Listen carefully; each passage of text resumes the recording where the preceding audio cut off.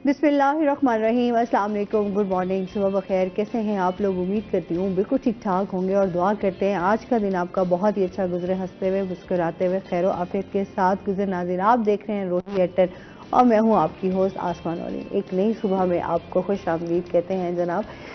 इसके साथ ही हम बात करेंगे जो आज की सुबह है। आपको पता है कि अक्टूबर का महीना स्टार्ट हो चुका हुआ है और इसके साथ जो है मौसम काफ़ी चेंज हो रहा है। अब तो खैर बहुत ज़्यादा चेंज हो चुका है कि गर्मी की शिद्दत में जो है वो कमी आ चुकी है और इसके साथ ही जिस तरह मौसम चेंज होता है तो वायरल डिजीज़ भी होती है। आपको पता है कि जिस तरह आजकल आशूब चश्म जो है वो भी काफ़ी फैला हुआ है और उसके साथ साथ कोरोना का एक नई किस्म और एक नया वायरस जो है वो भी जो है तेज़ी से फैल रहा है। अभी हमारे हमसाया मुल्क में भी काफ़ी फैल चुका है, लेकिन पाकिस्तान में भी फैलने का खदशा है। तो लिहाजा अपनी सेहत का बहुत बहुत ज़्यादा ख्याल रखें।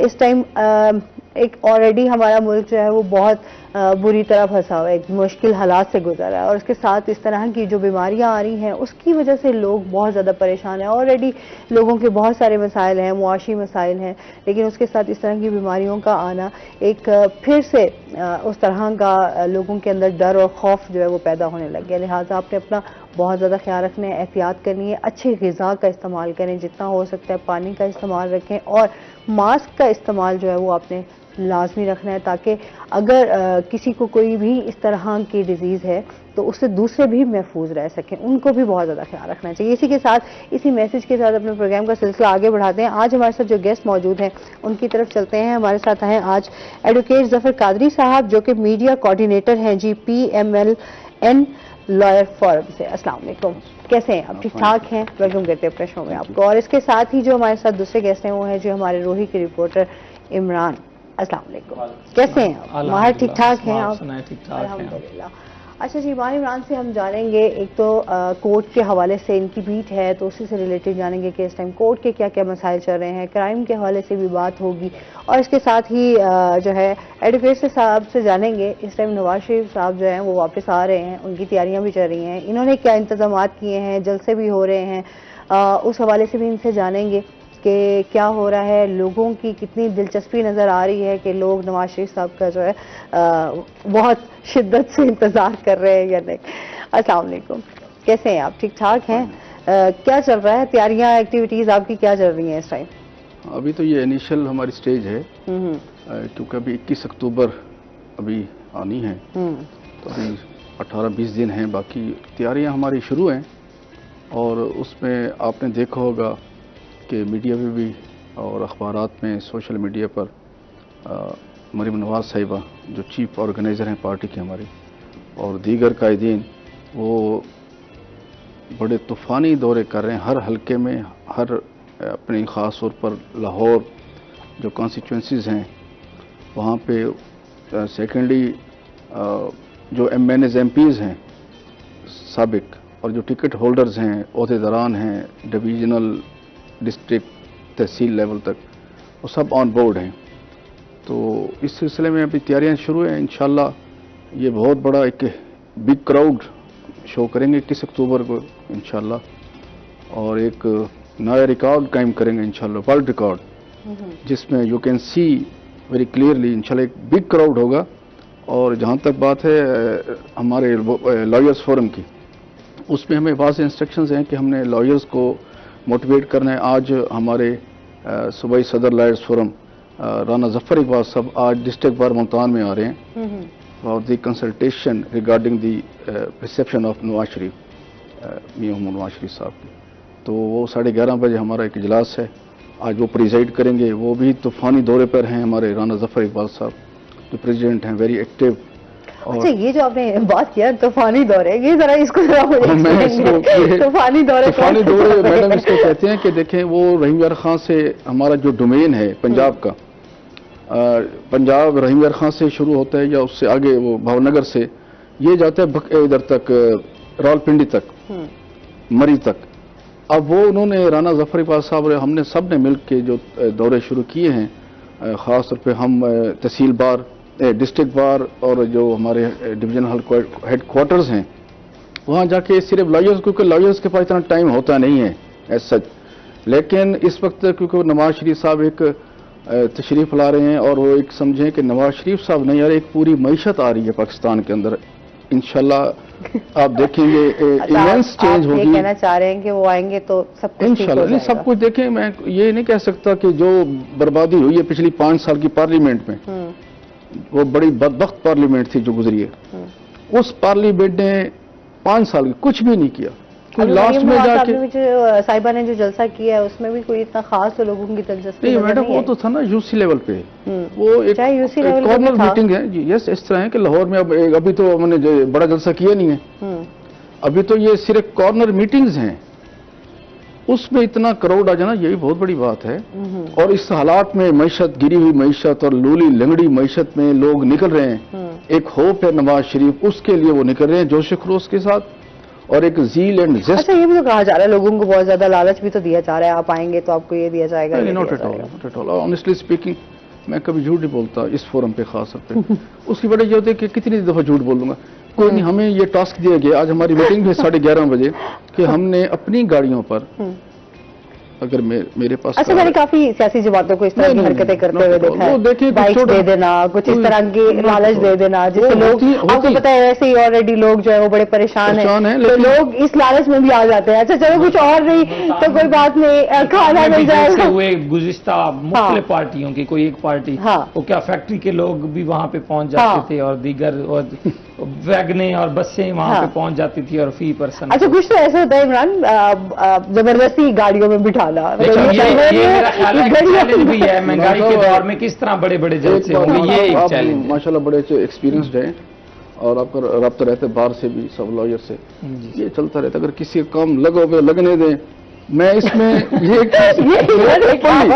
लोग बेचारे जो पिछे हुए हैं, अगर मैं देखें ना, अगर पार्टी हमारी नून लीग किसी की ग्रीवेंसेस को रिड्रेस कर लेती है, इस हवाले से भी कह दें, अदरवाइज ये होता नहीं है, हमारी नून में नहीं है। आप यकीन करें कि हमें तो टास्क दिया कि जी अपनी जेब से खर्च करेंगे, गाड़ी अपनी लेंगे, पेट्रोल अपना लेंगे, तो बहुत कुछ किया मैं दूसरी जमातें करती हैं, जैसे दूसरी जमातों को मैं कह नहीं सकता, वो लाती हैं फैक्ट्रियों से और इधर से। सर, ये ब्लेमिंग गेम कब से चल रही है? आज इतना हमारे पाकिस्तान को आजाद हुए आज तक हम इन्हीं चीजों में ही है। आज तक आज पीपल्स पार्टी पीडीएम बन गई तो एक दूसरे के कहीं ना कहीं हम लगे कि अच्छा यार तीनों जमातें जो है वो कहीं ना कहीं इकट्ठी हो गई, लेकिन वो कहीं इकट्ठी क्या हुई, हमेशा हमने उसमें भी हमारी एक बड़ी एक एस्टेब्लिश जमात है हमारी, 50-40 साल से मियाँ साहब चला रहे हैं इसको, इसमें कई आए भी हैं, कई चले भी जाएंगे। तो मैं भी 85 से हूँ मियाँ साहब के साथ। मैं असिस्टेंट अटॉर्नी जनरल भी अपॉइंट हुआ था लाहौर हाई कोर्ट में, मियाँ साहब ने मुझे किया था एज ए प्राइम मिनिस्टर, उन्होंने मेरी अपॉइंट। इसमें नहीं है, ऑनेस्टली स्पीक हमारी पार्टी में एक चीज है, क्लियरली कह रहा हूँ, देखें बाकी चीजें होंगी, मैशत नहीं संभाल सके, ये 16 महीने वाली हमारी ये फजल रहमान साहब और जो पीडीएम की जमातें थी, वो मजबूरियां थी। 36-40 महीने तो कर क्या मजबूरी, अपने केसेस तो नहीं, केसेस थे भी, आवाम को छोड़ दिया, केसेस तो वो थे ना जो कंकॉक्टेड केसेस थे, वो मेड आउट किए गए हमारे खिलाफ, उसको तो निकलना था हमने। अब हम उससे तो निकलना बनता था कि वो अच्छा केसेस से निकलना था। लॉ पॉइंट है, हमने बाकायदा अदालतों से हमने रिलीफ ली है, जस्टिस हुआ है हमारे साथ, इंसाफ, हम इंसाफ के लिए गए अदालतों में। वो जो हमारे खिलाफ इतने केसेस फलां, अच्छा एक चीज और, वो पनामा कहाँ गए, वेयर इज दी पनामा, वो छोड़े जी, पनामे शनामे, ये इस मुल्क की रीढ़ की हड्डी है नवाज शरीफ। ये आप देखेंगे जब 21 इंशाल्लाह हुकूमत बनेगी हमारी फरवरी तक या जनवरी तक, आप देखेंगे कि इस मुल्क की मशक कैसे उठती है। चलें जी, वही ना, डॉलर का रेट एकदम नीचे आ जाएगा। अभी तो बहुत सारी नवाज शरीफ साहब आएंगे तो डॉलर का रेट जो है वो नीचे आ जाएगा, महंगाई खत्म हो जाएगी, चीनी भी सस्ती हो जाएगी, आटा भी सस्ता हो जाएगा। की ये बात ये है कि बहुत ज्यादा कर्जे थे, एक लाइटर मूड में बात कर रहा हूँ, लोग कहते थे जब नवाज शरीफ साहब वापस आएंगे तब ये आपको वापस करेंगे कर्जा। आम रूटीन में भी जब बातें हो रही थी तो उनके आना खुश आइंद है, अल्लाह करे मुल्क की तरक्की के लिए जो है ये अच्छा साबित हो। सोशल मीडिया के दौर में लोगों को पता चल चुका है सारी जमातों का, इसका नहीं। अच्छा, अब नहीं कह सकते कि महंगाई जिस तरह जा रही है और लोगों में बेरोजगारी है, इस टाइम इंडस्ट्रीज हमारी बंद हो चुकी हैं, बहुत बुरे तरीके से एक पाकिस्तान जो है मुश्किल हालात से गुजर रहा है, मुआशी तौर पर। बिल्कुल मुआशी तौर पर। माहिर, अभी हम जिस तरह कोर्ट क्राइम की बात करें, क्योंकि जिस तरह महंगाई बढ़ रही है उसी तरह क्राइम की सूरत हाल भी हम देख रहे हैं दिन ब दिन बढ़ती जा रही है। अब इस हवाले से बताइए कोर्ट्स की क्या सूरत हाल चल रही है? देखिए, कोर्ट्स की सूरत हाल की हम बात करें तो केसेस बढ़ रहे हैं, chief justice Lahore high court justice Mohammad Amir Bhatti जब अपॉइंट हुए तो उनका ये पहला जो एक उनका टारगेट था कि केसेस को कम से कम करना है। केसेस बहुत ज़्यादा तादाद में निपटाए भी गए हैं। पूरे मुल्क का जो सालाना डाटा आया 27 लाख के करीब पंजाब में केसेस को जो निपटाए गए, कम नहीं किया गया। अब मैं बताऊं इस वक्त भी 35,000 के लगभग cases high court Multan bench में है। डिस्ट्रिक्ट कोर्ट में 50,000 के, तो ये 50,000 आसमा बहुत बड़ी तादाद है। हाँ। अब इशू ये है कि रोजाना की तादाद इतने सारे केसेस पेंडिंग है, लेकिन ज्यादा इंस्टीट्यूशन ज्यादा है, रोजाना दायर ज्यादा हो रहे हैं, निपटाए कम जा रहे हैं। इसकी बहुत ज्यादा वजूहात भी हैं, लेकिन ओवरऑल हम देखें तो लॉ में अमेंडमेंट की जरूरत है। एक केस जिसने 10-10, 20-20 साल चलना है, छोटी सी आप एप्लीकेशन दे देते हैं तो फिर आपको अदालतों के चक्कर पे चक्कर लगाने पड़ रहे होते हैं। तो मैं समझता हूँ अमेंडमेंट की जरूरत है, जजेस की तादाद बढ़ाने की जरूरत है, नई कोर्ट्स को बनाने की जरूरत है। जब तक ये तमाम इकदाम नहीं होंगे तब तक ये आम आवाम जो है ये अदालतों के धक्के खाते ही रहेंगे। तो ये जो सूरत हाल है कोर्ट्स में, अहम केसेस की हम बात कर लें तो आजकल एक बड़ा इशू इंटरनेशनल भिखारियों का चल रहा है। हाँ, ये एक बड़ा बिल्कुल जी। कायमा कमेटी में जो उन्होंने फिगर्स बताया कि पूरी दुनिया में जो फकीर जो भिखारी पकड़े जाते हैं 90% पाकिस्तान से हैं।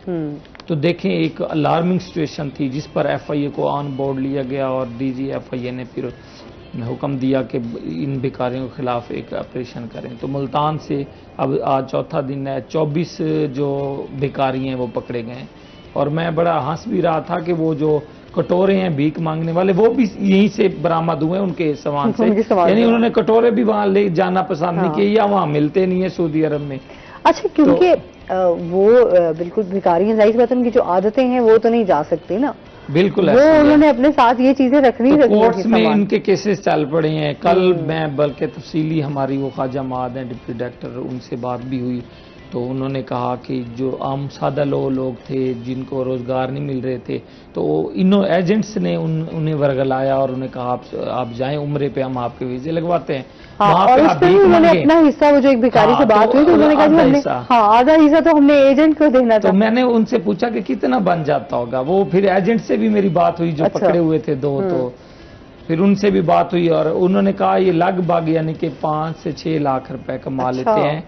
कितने महीने? 3 महीने के दौरान, यानी कि जो बचत है उसमें आप उम्रे के पैसे भी निकाल लें, ट्रैवलिंग वगैरह वो सारी 5-6, अगर एक बंदा भी बचाए तो 25 बंदों का देख लें 1.5 करोड़ रुपए 2 महीने में, तो किसी काम में इतने पैसे तो नहीं आते ना। सही बात है। तो ये आसान का तशख्खुस खराब, लोगों ने एक आसान तरीका ढूंढा हुआ है ना। अभी भी हम जिस तरह अभी बाहर जाते हैं तो आप देखें, चाहे हम कहीं पार्किंग वाले एरिया में रुक जाएं, हॉस्पिटल्स के बाहर रुक जाएं, आपको देखेंगे कि कितने भिखारी आ जाते हैं मांगने के लिए, कितने लोग आ जाते हैं। आप तंग हो जाते हो ना, खाने की जगहों पे खाना खा सकते हैं आप, ना आप खड़े हो सकते हैं, बाहर कर सकते हैं। इवन के अब तो घर बंदा सोया हुआ बाहर ठक ठक ठक के आप बाहर जाओ तो भीख मांगने वाला ऐसे जैसे कर्जा ले रहा हो ऐसे वो दरवाजा बजाता है। अच्छा, 10 मैं आपको बस की बात बताऊं, मैं ऐसे फ्रेंड के साथ बाहर निकली हुई तो हम लोग खाना लेने के लिए रुके, वहां पर एक औरत आ गई मांगने के लिए, तो उसने मांगा तो मैंने 10 रुपए मेरे सामने पड़े थे, चेंज मैंने उठा,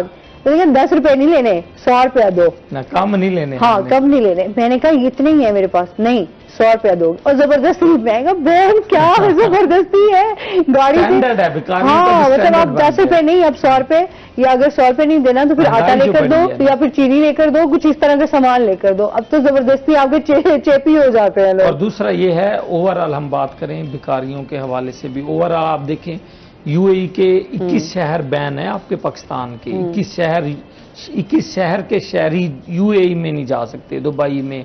उसमें क्यों? ये लोग वहां जब जाते हैं छुप जाते हैं।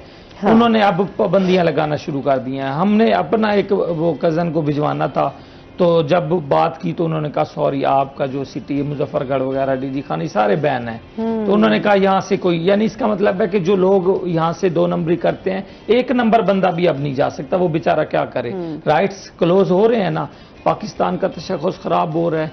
टीए के ट्रैफिकिंग जो एंटी ट्रैफिकिंग जो एक्ट है पाकिस्तान का, इमिग्रेशन, उन्होंने भी बड़ी मुश्किल से हम निकले हैं, वो आज लिस्ट में रहे हैं कि नहीं तो अगर पाकिस्तान पे खुदा न खास्ता पाबंदी लग जाए कि यहाँ के शहरी दूसरे ममालिक में क्या करते हैं, तो पता क्या होगा, आपको हर किस्म की आप पे इमदाद बंद हो जाएगी, हर किस्म की, इवन के फौजी एड भी आपको जो है वो नहीं मिल सकती। तो इससे ना बहुत ज्यादा यानी कि ये अलार्मिंग सिचुएशन है। तो इस तरह का FI अच्छा इकदाम कर रही है। बाकी मुल्क में अब इस तरह की सूरत हाल होगी तो देखें, सैलाब के बाद मुल्तान में क्या हुआ, अब जाएं, एक नहीं है 10-10 भिखारी, आप घंटा घर से गुजरे वहां देखें, यकीन करें दिल को रोना आता है जब 300-300 बंदा सड़कों पे बैठा जो है वो रोटी का इंतजार कर रहा होता है, क्या बनेगा इसका।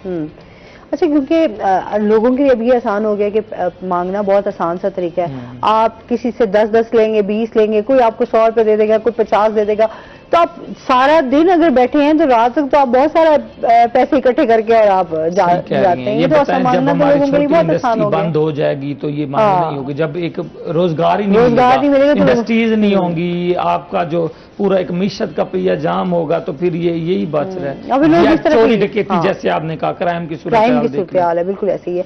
मजीद भी आपसे जानते हैं, नाज़रीन चलते हैं अपने सेगमेंट की तरफ, टुडेज वेदर।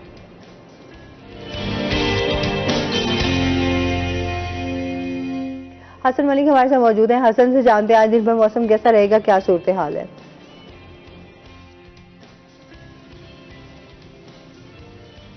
जी आसमा, मुल्तान शहर के अगर आज के मौसम की बात करें तो मुल्तान शहर का गुज़िश्ता कई दिनों से मौसम जो है वो कदरे तब्दील हो चुका है। रात गए और अलल सुबह के औकात में दर्जा हरारत में नुमाया कमी देखने को आई है। आज भी अगर अलल सुबह की बात करें तो हल्की हवा चलने की वजह से और दर्जा हरारत गैर मामूली हद तक कम होने की वजह से साफ इस तरह से जाहिर किया जा रहा है कि गर्मी की जो शिद्दत है, गर्मी की जो गुज़िश्ता कई दिनों से एक लहर बरकरार थी, उसमें नुमाया कमी देखने को आई है। दोपहर के औकात में सूरज अपनी आबोताब के साथ चमक रहा होता है, सूरज की काफी ज्यादा तपिश भी महसूस की जा रही होती है, लेकिन रात के औकात में अगर हम देखें या अलल सुबह के औकात में देखें, नमाज के बाद के औकात में देखें, तो मुल्तान शहर का मौसम जो है वो काफी ज्यादा ठंडा महसूस होता है, हल्की हवा भी चल रही होती है और मौसम काफी ज्यादा खुशगवार दिखाई देता है। आज भी अलल सुबह से मुल्तान शहर का मतला जो है जुज़वी तौर पर अबर आलूद दिखाई दे रहा है, हल्की हल्की हवा भी चल रही है, मौसम काफी ज्यादा खुशगवार भी है, लेकिन दोपहर के औकात में गर्मी की शिद्दत बताई जा रही है और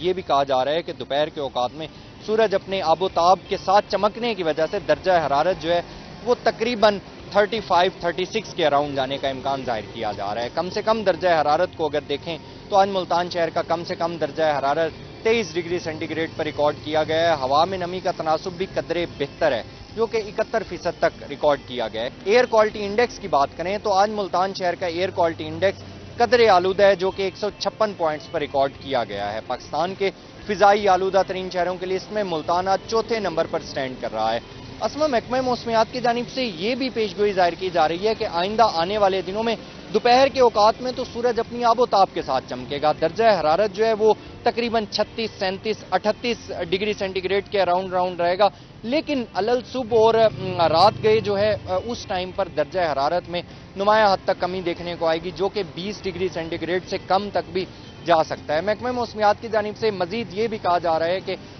बारिशों का कोई स्पेल एंटर नहीं होगा, लेकिन दर्जा हरारत जो है उसमें नुमाया कमी जरूर देखने को आएगी। जी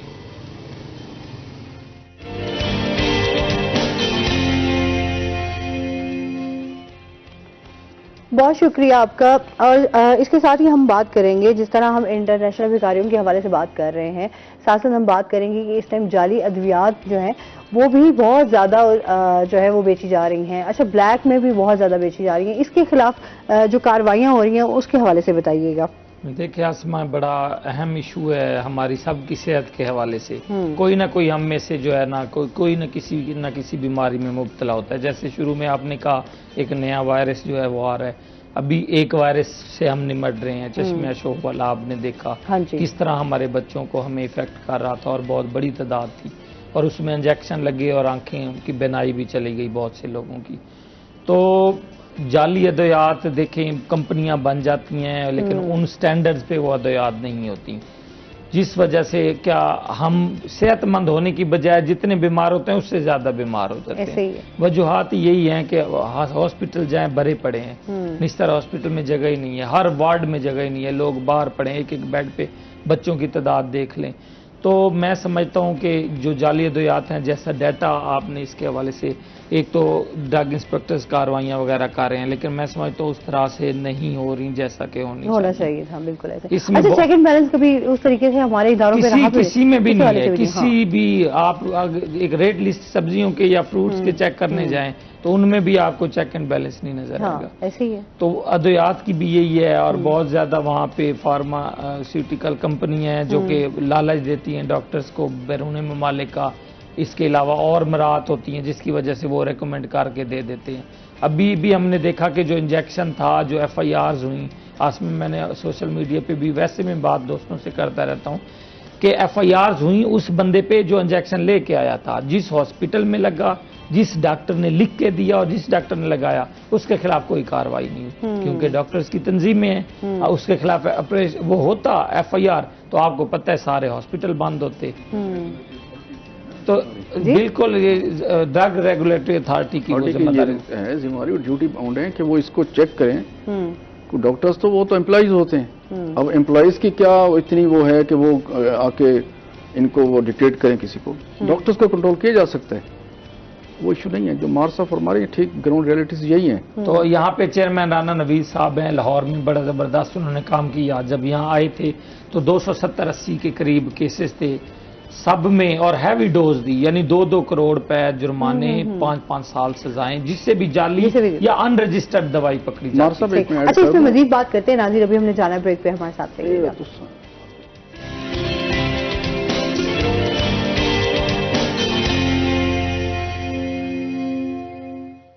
वेलकम बैक नाजरीन। अच्छा, इसके साथ साथ हम आपसे जानेंगे, जिस तरह अभी शाहिद खाकान अब्बासी साहब जो हैं, उनके हवाले से भी बताइएगा। वो काफ़ी नाराज़ नज़र आ रहे हैं अपनी पार्टी से। वो तो बहुत बड़े आदमी है जी, साबिक वज़ीर आज़म है, नवाज शरीफ साहब ने उनको बनाया था।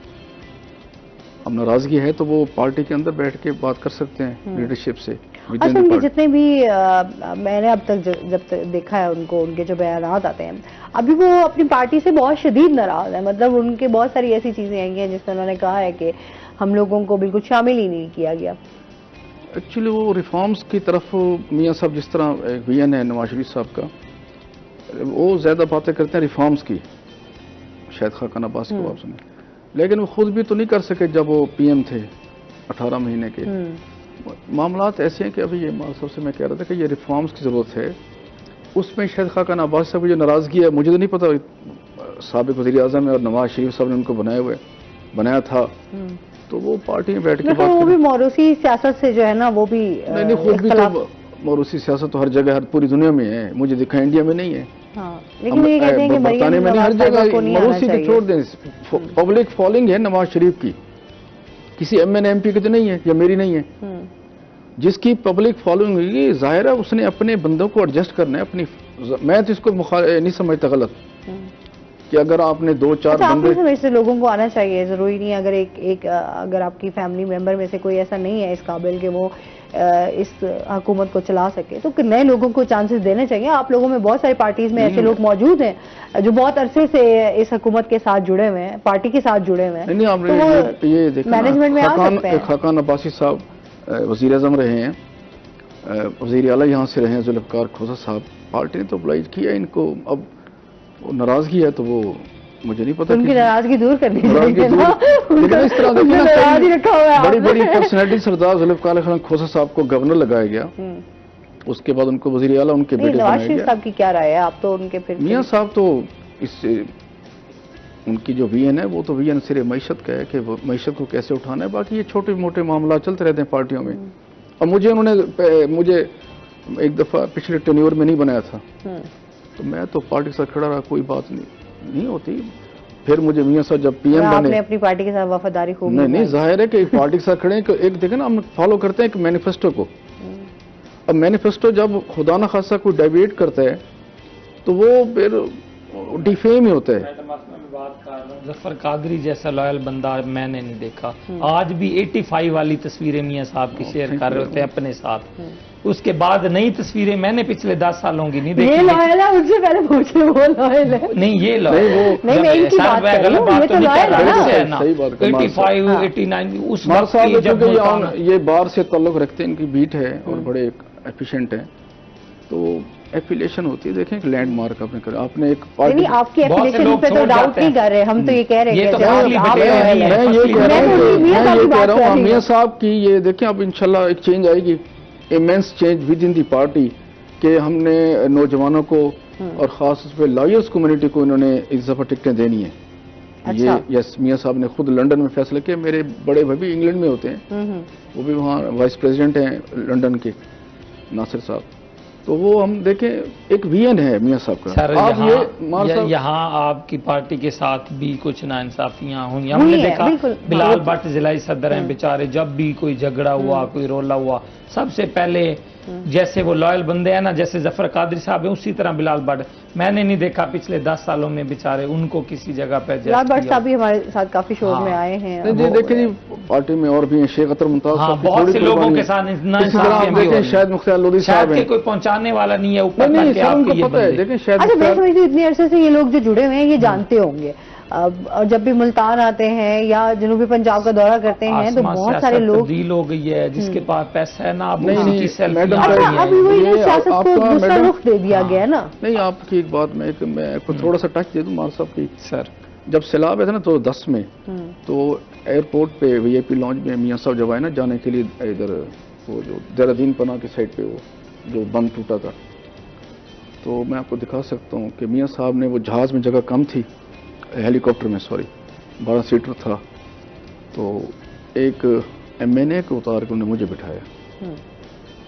मुझे रिफ्यूज़ किया पार्टी के, मैं नाम नहीं लेता, वो सूबाई सदर थे उस वक्त के, तो मियां साहब ने सुन लिया। उन्होंने कहा अगर ये वर्कर बेचारा जो है, ये एक वाइट कॉलर, उसको भी इस तरह अगर हम करेंगे, इस तरह डिस्ग्रेस, उन्होंने मेरा हाथ पकड़ा, मैं दिखा सकता हूँ तो साहब ये चीज़ें हमारी नवाज शरीफ साहब में बड़ी क्वालिटीज़ हैं। इनके जो वाले साहब थे ना मियां शरीफ साहब, दुनिया जो मर्जी कहती रहे, मैंने 10-12 दफ़ा मुलाकात हुई है। मेरे वाले साहब उस वक्त, मेरे वाले साहब का मसला था ऐसे ईटीओ, वो थे मुजफ्फरगढ़ में, तो एक मसला बन गया जिस तरह होती है यहाँ पे। तो मेरे वाकिफ नहीं थे शरीफ साहब में, शरीफ साहब अल्लाह ताला जन्नत नसीब करें उनको, बड़े नेक आदमी थे। मुझे वो इस तरह मिले जैसे मैं उनका पुराना वाकिफ हूँ। मरी में मिला था उनको, तो उसी वक्त उन्होंने मेरी जो थी मेरी शिकायत, उसको रिड्रेस करवाया। ये इनमें क्वालिटीज़ हैं। मियां शरीफ ख़ानदान में एक चीज़ बता दूँ आपको, मैं मुकाबला कर लें आप किसी ख़ानदान से, और ये बहुत बाहर हैं उनसे। आपकी मामलात हैं, शिकायतें हैं, कोई और मामलात हैं, एडजस्टमेंट के हवाले से वो देखते हैं अपने। ये जो मां साहब कह रहे हैं, भट्ट साहब की बात कर रहे थे अभी, इसी तरह हमारे मुनीर अख्तर लंगा साहब हैं बड़े पुराने, शायद मुख्तार लोधी साहब हैं, सबको एडजस्ट किया हुआ है। वो चेयरमैन भी रहे हैं स्पोर्ट्स के, और भी इस तरह एक हमारे दोस्त हैं ताबिश खान दुरानी, साथ ही आपकी उनकी कोठी रहायश उनकी, तो एडजस्टमेंट है। इस तरह थोड़े से रह भी जाते हैं। और जवेद हाशमी साहब जैसा पाकिस्तान की तारीख में बंदा नहीं पैदा होना, नवाज शरीफ के बाद की बात कर रहा हूँ। तो देखिए वो भी तो बहुत नाराज है। नहीं, नाराज नहीं है, जवेद हाशमी साहब तो बड़े जबरदस्त आदमी है, और उनकी मैं जबरदस्त आदमी है, तो उनकी उस पर बात 10-15 साल में उनके साथ मैंने काम किया, सेक्टर इंफॉर्मेशन डिस्ट्रिक्ट का मार्शल्ला में। उस तरह का विजनरी आदमी नवाज इस पार्टी में बहुत कम है सही। साद रफीक साहब का देखे विजन बड़ा जबरदस्त है, इस तरह और भी हैं। हाँ, तो ऐसे अगर आप उनके विजन इतने अच्छे हैं तो मेरे ख्याल में फिर उनको भी सामने लाना चाहिए। ख्वाजा आसिफ साहब पार्टी उनको नहीं, नाराज तो नहीं है वो, इस दफा मेरे ख्याल आपने टिकट मैं एक बात कर रहा हूँ कि अभी हमने तस्वीरें देखी आसमां, जिन लोगों के पास बहुत ज्यादा पैसा आ गया है ना, उनकी मुलाकातें भी लंदन में भी हो रही हैं, और अचानक वो लोग पिछले 5-6 सालों में निकले हैं, 8-10 सालों में, और वो पहुंचे हैं। मैं बता दे, अब मैं नहीं नाम लेता, छोड़ दे, नाम नहीं ले, लेकिन जिनके पास पैसा है ना, एक नहीं है, 2-3 बहुत सारे नाम आ जाएंगे। सियासत को जिस तरह कहा जाता था ना, इबादत समझा जाता था। अगर सियासत को उसी तरीके से लेकर चले तो शायद हमारे मुल्क के जो इतने सारे मसाइल चल रहे हैं ना, वो हल हो जाएंगे। हमारा मुल्क तो बेचारा इतने मुश्किल वक्तों से गुजर रहा है। अच्छा मैडम, एक चीज, अच्छा, इतने बुरे हालात कभी नहीं हुए थे पाकिस्तान के जो इस टाइम पाकिस्तान के हालात। आप ये देखिए 13 और 18 वाला पाकिस्तान, इसको कंपेयर कर लें पिछली पार्लियामेंट से। पीछे से देखें ना, देखें ना, आप देखें, अब देखें, कंपेयर क्या करें, मैं आप अर्ज करता देखें ना हूं उस टाइम के हालात और अब वाले नहीं, हालात नहीं, हालात आसमान उससे भी का- खराब थे। अमेरिका चढ़ा हुआ था उधर से मैं इंटरनेशनल बात नहीं करना चाहता, मुझे इतने इल्म नहीं है, लेकिन आप देखें कि वो 5 साल बड़े सुनहरी थे, अपॉर्चुनिटीज थी, बिजनेसेस थे, मोटरवेज बन रही थी, ब्रिजेस बन रहे थे। एक मिनट, आप ये देखें कि उसमें अब इकोनॉमी स्टेबल थी, आटा घी जो अशिया खुर्दनी सस्ती थी, पेट्रोल बड़ा सस्ता था। वो हुआ क्या ये कि 18 में खान साहब आए, तशरीफ लाए, एक्सपीरियंस था नहीं उनको, उन्होंने उठा के पलट के रख दी पूरी मैशत, बेड़ा गर्क करके 48 महीनों में। अब 16 महीने में ये क्या करते, लेकिन मैं इस हक में नहीं था पर्सनली, मेरे चलो फिर इनको भी मौका मिल गया, फिर इन्होंने क्या 16 किया? महीने में क्या होता, अच्छा, 16 महीने 16 महीने सर, 16 महीने में कुछ 16 महीने एक क्रिकेट मैच पूरा महंगाई मैच बढ़ महीने गई है। कितनी महंगाई बढ़ गई है। ये आज हुआ आप है, ये देखें, इसमें मैं आप महंगाई बिजली के बिल उठा कर देखें, बेचारे गरीब नहीं, आज ये भी। बात कल आप ये देखें 3 रुपए कुछ पैसे कल बढ़ गए, फिर बढ़ गए हैं ना। अच्छा, और उसके बाद फिर पेट्रोल की नहीं, अब कीमतें, तो अच्छा खैर वो आप बढ़ा निगरान देते हैं हुकूमत है। 20 रुपए 25 रुपए, आप कम करते हैं 7 रुपए या 8 रुपए। पिछले शो में उससे मैंने क्या होगा? आज से 2 महीने पहले आपसे कहा था इधर इसी शो में कि रिफॉर्म्स करने की जरूरत है, वरना ये मुल्क मजीद बैठ जाएगा। ये रिफॉर्म्स की तरफ जा रहे हैं। ये निगरान हुकूमत के पास अगर मैंडेट है, मेरे ख्याल है मैंडेट, वो जो और अभी वाली तो हम निगरान सेटअप पे क्या बात करेंगे, अगर उन पे तो समझ ही नहीं आती कि क्या कमेंट्स पास आरजी करें। एक बैठे कॉलर है, हैं। हाँ जी, एक कॉलर है। अस्सलाम वालेकुम। कैसे हैं आप? मैं ठीक ठाक, अल्लाह का शुक्र है जी। मुमताज साहब हमारे साथ हैं, क्या कहना चाहिए? हेलो, आवाज सर कम आ रही है आपकी? जी जी, आपको मेरी आवाज आ रही है? हेलो। जी आवाज आ रही है। मैम ये कैसे हैं आप, ठीक है? जी जी, मैं ठीक हूँ, अल्लाह का शुक्र है जी। मैम ये सर से मेरा सवाल है कि मियाँ साहिबान कोई पंजाब में या मुल्तान में नस्तर के अलावा कोई ऐसा हॉस्पिटल क्यों नहीं बनाते हैं जो खुद भी इलाज यहाँ पे करवाएं, बाहर क्यों चले जाते हैं? मियाँ साहब आए एक रात के लिए, फिर भाई के साथ मिलने चले गए, मतलब इनको रिसोर्सेज, इतने रिसोर्सेज है ना। हम गरीबों का कौन है जो, मतलब यहाँ पे मुल्तान में इस्तकबाल तो मियाँ साहब का किया जा रहा है 30 तारीख को, लेकिन कोई ऐसा हॉस्पिटल पाकिस्तान में, पूरे पाकिस्तान में क्यों नहीं बनाया कि जहाँ मियाँ साहब भी और हम गरीबों का भी यहाँ पे इलाज हो? तो उनके लिए भी मियाँ साहब को कोई ब्रीफिंग दी गई है मुल्तान और वो मुल्तान से?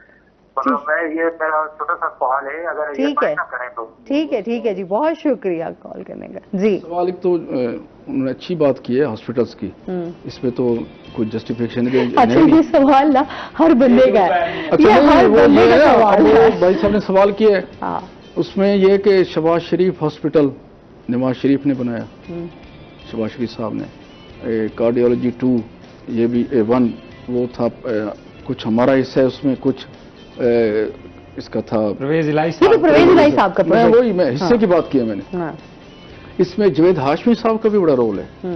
ये जो जमीन पहले ली गई थी, यहाँ पे था ना वो क्लब मार साहब, वो मेस था एक यहाँ पे, ऑफिसर्स मेस, तो ये जवेद हाशमी साहब उस वक्त MNA थे, तो वो उन्होंने यहाँ से मियाँ साहब से कह के जगह ली थी, सबका शेयर है।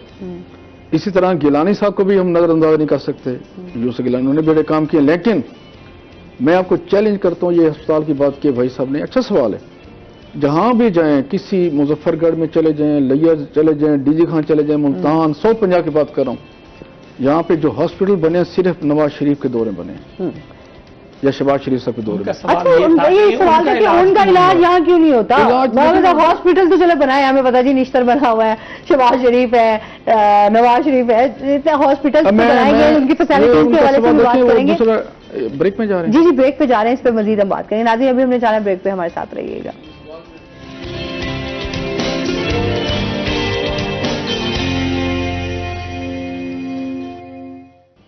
वेलकम बैक नाज़रीन। अच्छा जी, कॉलर का सवाल था जी, मियाँ साहब यहाँ से अपना इलाज नहीं करवाते, मियाँ साहब भाग जाते हैं बाहर। देखो उन्होंने जो सवाल किया वो इसका आधी दुनिया जाती है, आधा पाकिस्तान वहां जाता है। सर कहाँ जाता है गरीब बंदा, कहाँ बाहर इलाज के लिए जाएगा? वो बात गरीब की या अमीर की नहीं है। अब मेरे मोहल्ले में 20 डॉक्टर्स बैठे हैं क्लिनिक से।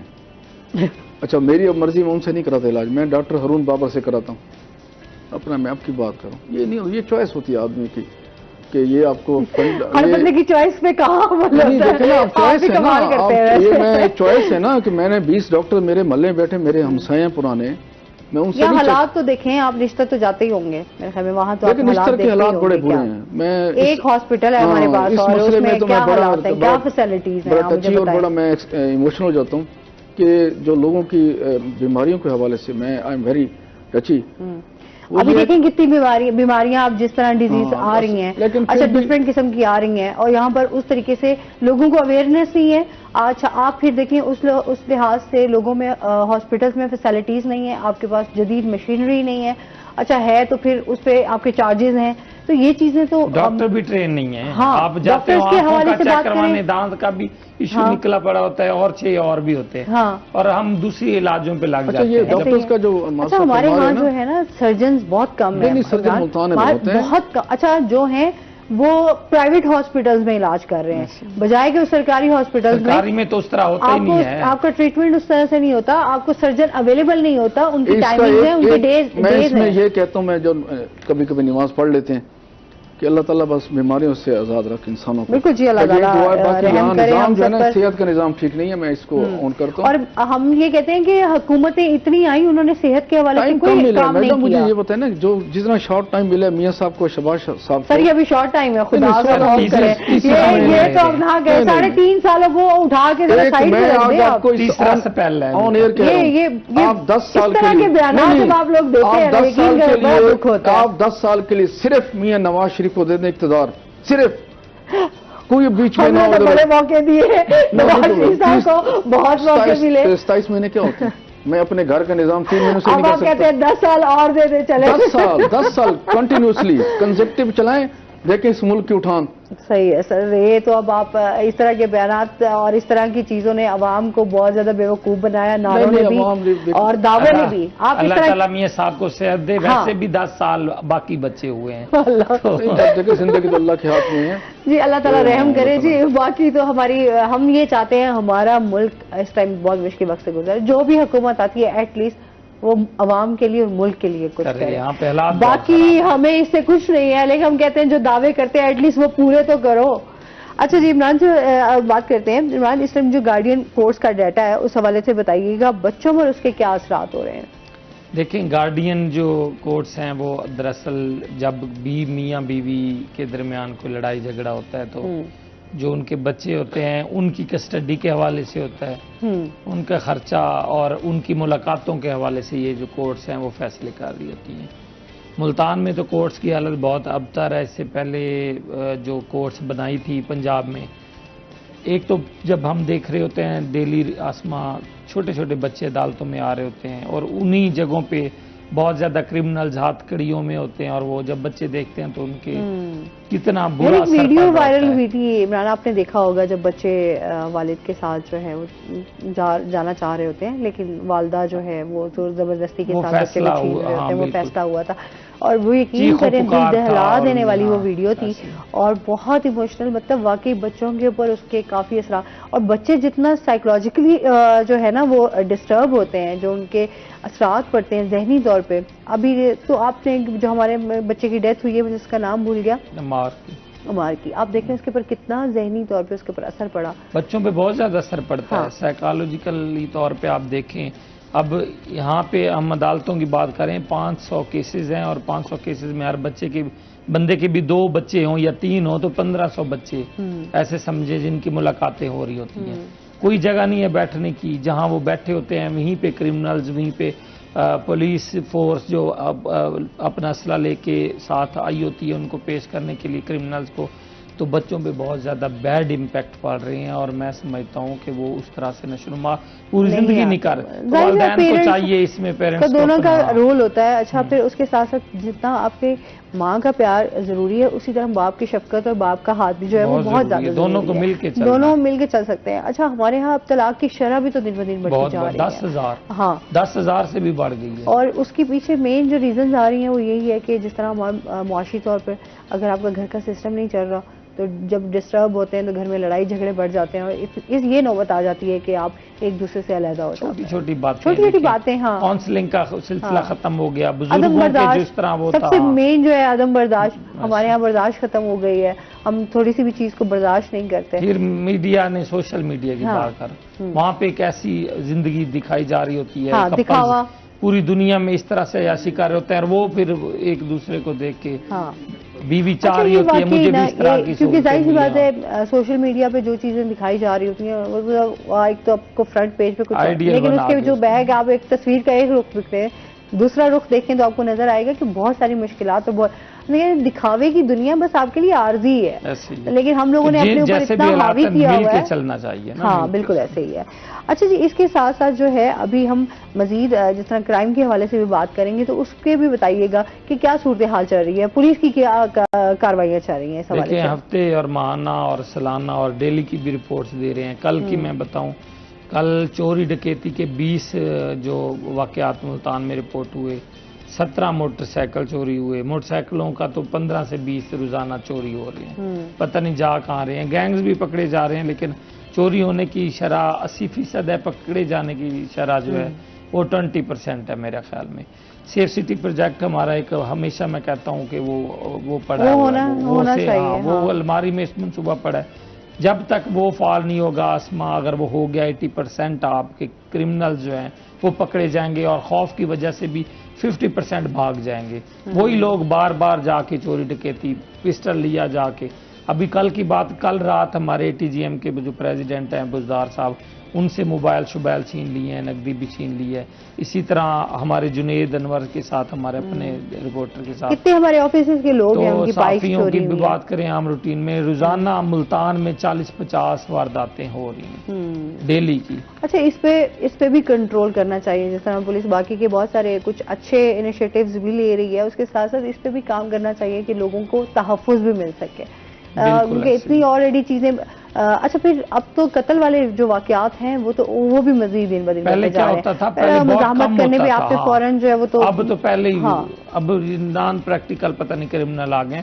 पहले हम उस दिन बातें कर रहे थे, पहले क्रिमिनल्स भी एंड जब उन्हें पता होता था अब हम मरने फंस जाते हाँ, थे, कुछ उस इस वक्त तरह। जाके इस तरह की मजम्मत, वो भी पाँव में ये वो। अब तो थोड़ी सी बात हुई नहीं है तो और फौरन आपको बंदा जान से मार दिया। देते हैं। अल्लाह माफ बल्कि करे। अल्लाह ताला हम सबके लिए आसानियां करें। आपका सर बहुत शुक्रिया, आप हमारे साथ रहे। इमरान, आपका भी बहुत शुक्रिया।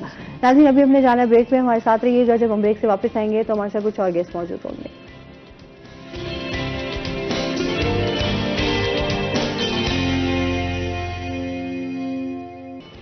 वेलकम बैक नाजरीन, रोही एट 10 में एक बार फिर आपको खुश आमदीद कहते हैं। और ब्रेक के बाद हमारे साथ गेस्ट मौजूद हैं, उनकी तरफ चलते हैं। हमारे साथ हैं जी वकार तैयब, हमारे साथ मौजूद हैं आज, जो कि बिहेवियर एनालिस्ट हैं और उसके साथ साथ जो है न्यूरो साइंस एक्सपर्ट हैं। अस्सलाम वालेकुम, कैसे हैं आप? ठीक ठाक हैं? वेलकम कहते हैं अपने शो में आपको। अच्छा जी, आज इनसे हम बात करेंगे कि किस तरह जो है बिहेवियर्स को चेंज किया जा सकता है। बिहेवियर्स के साथ साथ साइंस जो है वो क्या काम कर रही है बिहेवियर्स के ऊपर, और साथ साथ इनकी आज अचीवमेंट्स और कुछ इनकी एक्टिविटीज़ के हवाले से भी जानेंगे। और इसके साथ ही हम बात करेंगे जो आजकल स्टूडेंट्स हैं उनको क्या क्या मसाइल हैं, किस तरह उनकी तवज्जो और उनका फोकस किस तरह होना चाहिए, किस तरफ होना चाहिए। ये इनकी जो ट्रेनिंग्स हैं बहुत सारी माशाल्लाह, तो उसके हवाले से भी जानेंगे कि इनकी क्या क्या ट्रेनिंग्स आजकल चल रही हैं। सबसे पहले तो ये बताएं ना वकार, क्या चल रहा है इस टाइम, क्या क्या एक्टिविटीज़ हैं, वो हमारे नाज़रीन के साथ शेयर कीजिएगा। बहुत शुक्रिया। जैसे ही मौसम तब्दील होता है तो लोगों के रवैये भी तब्दील हो जाते हैं। मैं अभी ये कहने लगी, और मौसम के साथ साथ रोजाना अब आपका बाहर निकलने का दिल करता है, मेरा दिल करता है मैं अपनी बेटी को रोजाना पार्क लेकर जाऊं, ठंडी हवा चल रही होती है। इसी तरह कंपनीज में भी ये रवैया तब्दील हो जाता है। वो चाहते हैं कि अब हमारी एक्टिविटीज़ भी ज़्यादा हों। गर्मियों में आपको पता है कि फील्ड वर्क भी नहीं होता, तो स्टाफ की ट्रेनिंग्स का वो सारा सिनेरियो भी बढ़ जाता है। इस वक्त मेरी अल्हम्दुलिल्लाह बहुत डाइवर्स एक्टिविटीज़ चल रही हैं। एक तो मैं पंजाब IT बोर्ड में ट्रेनर हूँ, उसका रोज़गार प्रोग्राम, उसकी डेली बेसिस पे एक ट्रेनिंग होती है। उसके अलावा कुछ कॉर्पोरेट कंपनीज़ हैं वो अपने एम्प्लॉयज़ की ट्रेनिंग करवाती हैं प्रोडक्टिविटी के हवाले से, फोकस के हवाले से, परफॉर्मेंस के हवाले से और ख़ास तौर पे बिहेवियर के हवाले से। कि अगर वर्क प्लेस पे वो बैठे हुए हैं, 1 घंटे में वो एक काम करते हैं, 8 घंटे में कुछ काम करते हैं, तो वो उसी 8 घंटे को बेहतर यूटिलाइज कैसे कर सकते हैं। सही। और फिर रवैयों के हवाले से, वर्क प्लेस एथिक्स के हवाले से और इस तरह से बहुत सारी चीज़ें। इकबालियात को पढ़ने, इकबाल को पढ़ने का शौक़ है और ख़ास तौर पे फ़लसफ़े के पॉइंट ऑफ व्यू से फ़लसफ़े में नीचे को मैं ज़रूर पढ़ता हूँ और इकबाल के साथ उनको रिलेट करने की कोशिश करता हूँ। और इस वक्त जो लेटेस्ट अब मेरा काम है वो फोकस के हवाले से, माइंड साइंसेस के हवाले से। क्योंकि जैसे अगर कोई भी टेक्नोलॉजी है, अगर कोई बहुत ज़बरदस्त शानदार काम कर रही है, तो क्या आपके अंदर ये जुस्तजू नहीं पैदा होती कि मैं जानूं कि इसमें इसके अंदर फिनोमिना क्या है, साइंस क्या है। तो ये जो हम लोग बैठे हैं, आप, मैं, ये पूरी दुनिया अल्लाह ताला ने बनाई है, तो सबसे ज्यादा जो मजेदार करिश्मा है वो हमारा ये दिमाग है कि ये जो पूरी पर्सनैलिटी है, ये अटायर है, ऊपर मैंने कपड़े पहने हुए हैं उसकी वजह से आप मुझे पहचानेंगे। तो ये जो पूरी पर्सनैलिटी बनती है, पर्सनैलिटी का मतलब परसोना, यानी कि ऊपर जो वेल हमने चढ़ाई हुई है, वो बनती है माइंड की वजह से, ब्रेन की वजह से। मुझे ये जानने का शौक पैदा हो गया कि हमारा दिमाग काम कैसे करता है। मैंने आपको कुछ कहा, अगर उसकी वजह से आपने गुस्सा किया या हंसी आप, तो उसके पीछे क्या फिनोमिना था, मैकेनिज्म क्या था, और उसकी वजह से मैं किस तरह से लोगों को कंट्रोल कर सकता हूँ और अपनी मर्जी के फैसले उनसे अखज करवा सकता हूँ। अच्छा, ऐसा हो सकता है? ऐसा होता है, ऐसा दुनिया भर में होता है और रोजाना की बुनियाद पे होता है और आपको मालूम ही नहीं होता। क्योंकि एक तो हमारा ब्रेन है कॉन्शियस लेवल पे, यानी अभी शऊरी सतह पे जो आपको मैं बात कर रहा हूँ उसका मायने आपके दिमाग में फौरी तौर पे जो आ रहा है। एक बैक एंड पे उसकी जो मशीनरी, जैसे अभी स्टूडियो में हम बैठे हैं तो इसकी बैक एंड के ऊपर पूरा एक स्टूडियो है जो ये लाइव सारा टेलीकास्ट करने में हेल्प कर रहा है। वो हमें नजर नहीं आ रहा लेकिन वो मौजूद है और वो हम जानते हैं कि वो है। तो हमारे बैक एंड के ऊपर वो मैकेनिज्म जो होता है, अगर आप उसको समझ लें, और न्यूरो साइंटिस्ट जितने हैं, बिहेवियरल एनालिस्ट हैं, वो शऊरी सतह पर नहीं बल्कि वो लाशऊरी सतह पर काम कर रहे होते हैं कि समझ जाऊं मैं मैकेनिज्म पीछे क्या है, और पीछे से जाके वो बटन हमने प्रेस करना होता है, इंसान को पता चले, बगैर उससे हम अपनी मर्जी के काम करवा सकते हैं। सही।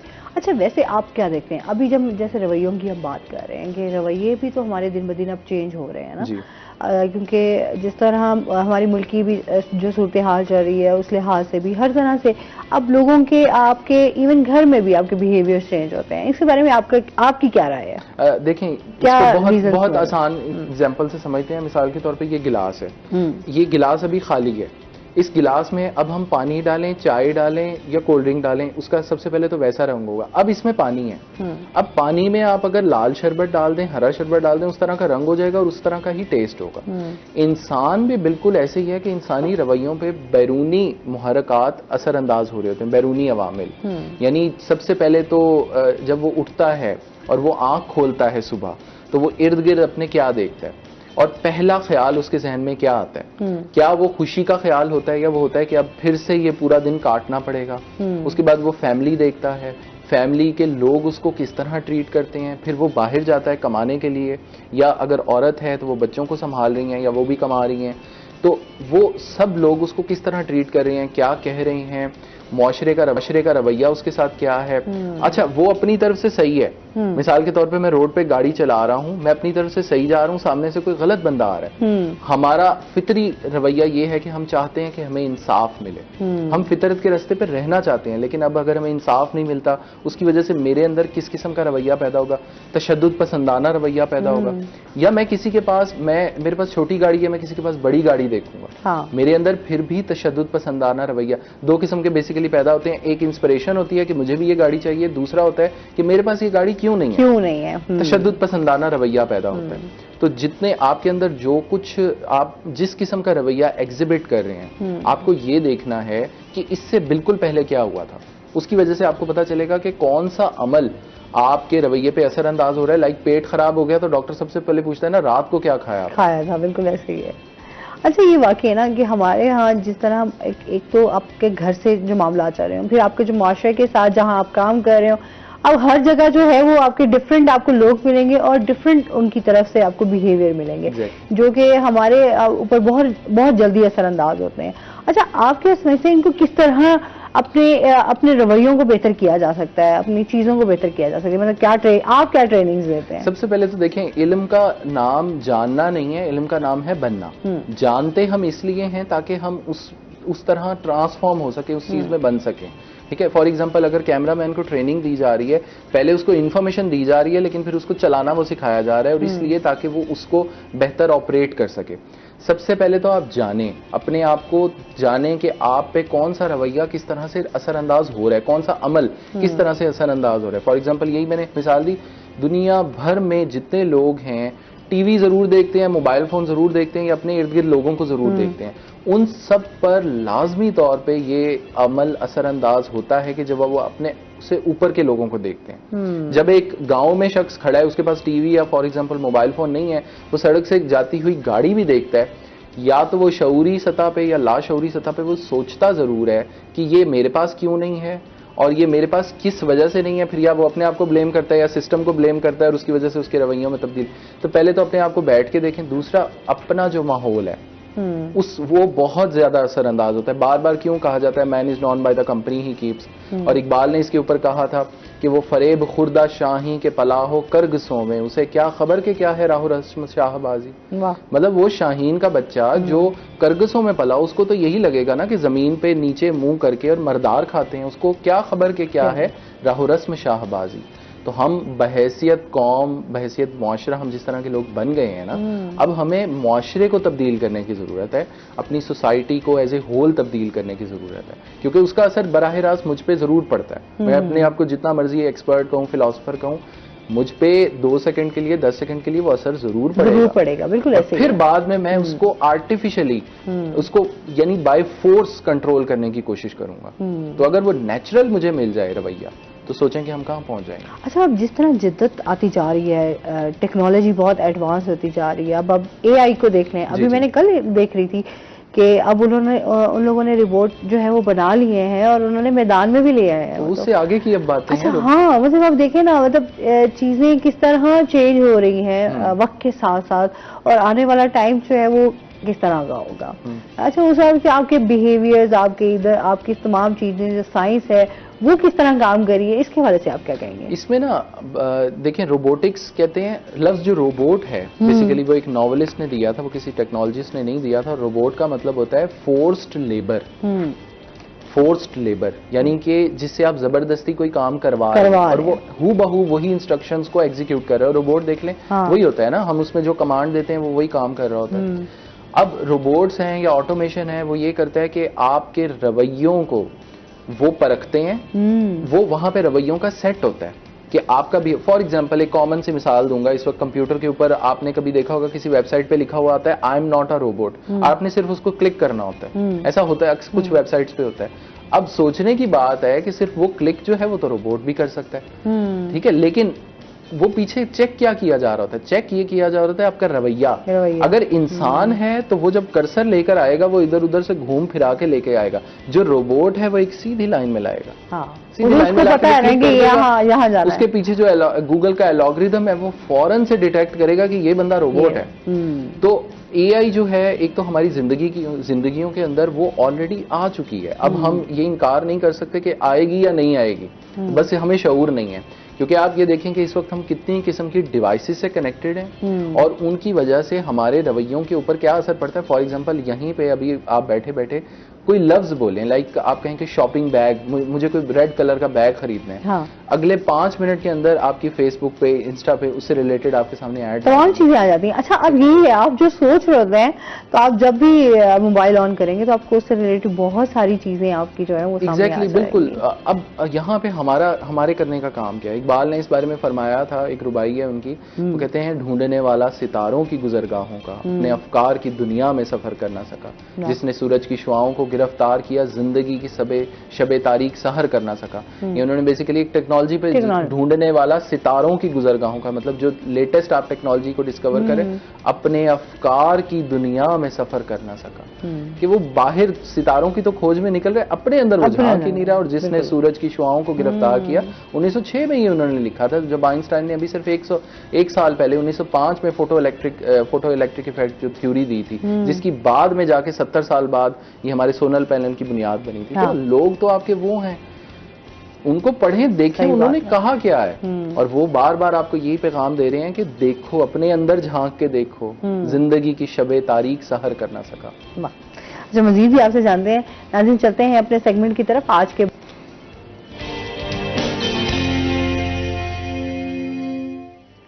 शकील सुल्तान हमारे साथ मौजूद हैं। शकील से जानते हैं आज मार्केट में सब्जियों फलों के क्या रेट्स हैं?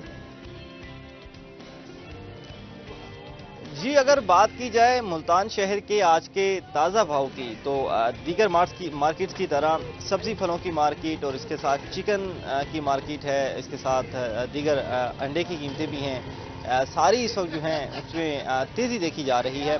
सबसे पहले बात करें सब्जियों की, तो सब्जियों की वो कीमतें जो सरकार की यहाँ से मुकर्रर की जाती हैं, उसमें भी रोज़ाना की बुनियाद पर इजाफा होने लगा है। इसके साथ जो मार्केट में कीमतें मुकर्रर की जाती हैं, उसमें भी बहुत ज़्यादा जो है वो इजाफा देखने को मिल रहा है।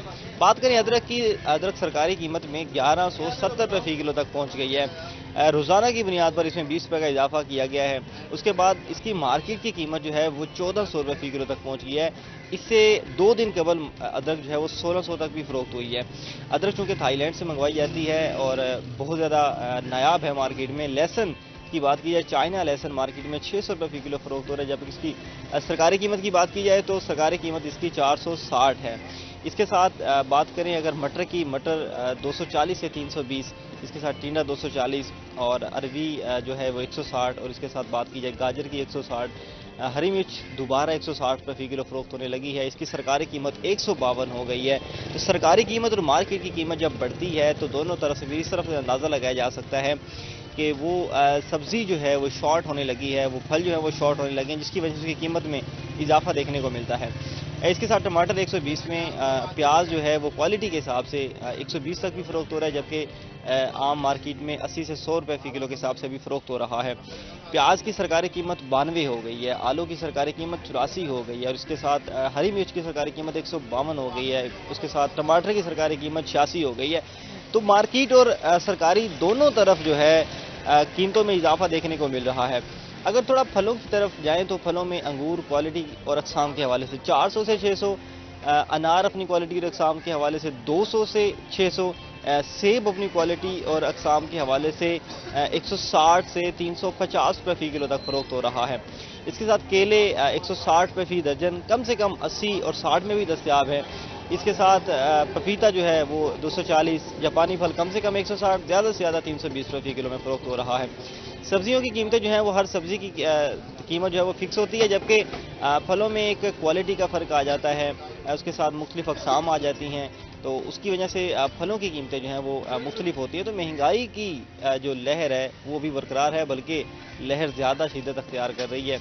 इसके साथ आज की चिकन के रेट की बात करें, चिकन आज फी किलो 503 रुपये मुकर्रर किया गया है। अंडा फी दर्जन जो है वो 278 रुपये मुकर्रर किया गया है। इसके साथ दूध जो है वो पहले की तरह कम से कम 140, ज़्यादा से ज़्यादा 180 रुपये फी किलो के हिसाब से आम मार्केट में दस्तयाब है। इसके साथ जो सब्जियों और फलों की मार्केट रेट जो है और सरकारी रेट जो है उसके दरमियान भी अभी फ़र्क बरकरार है, बल्कि अब सरकारी रेट जो है वो बढ़ाकर मार्केट रेट के बराबर करने की कोशिश की जा रही है। तो उसमें गरीब जो है वो मुसलसल चक्की में पिस रहा है, गरीब को कहीं भी रिलीफ मिलता हुआ नज़र नहीं आ रहा। जी,